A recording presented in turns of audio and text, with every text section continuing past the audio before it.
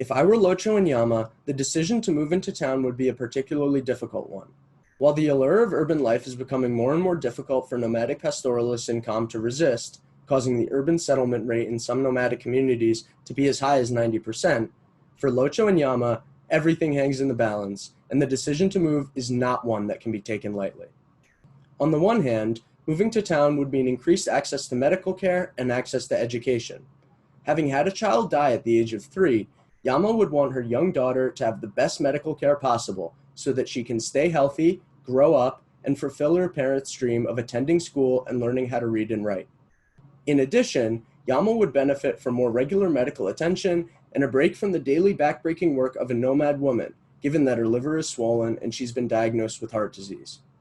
On the other hand, however, moving to town would mean leaving behind the nomad pastoralist lifestyle that Locho and Yama's ancestors have practiced for generations, not to mention becoming a part of the mass exodus within the nomad community and causing their numbers, as well as their cultural strength, to dwindle further.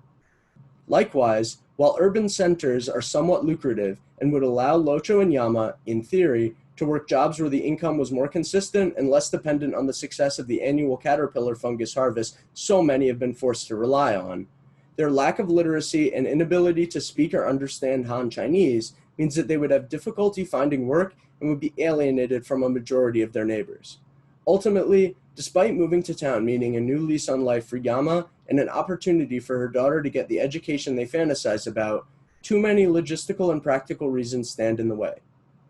Not only would the move mean Yama and Locho would be apart for the majority of each day, but Yama, a woman for whom hard work and a daily routine is a comforting way of life, would likely become depressed and feel incredibly lonely without her never-ending work to keep her busy.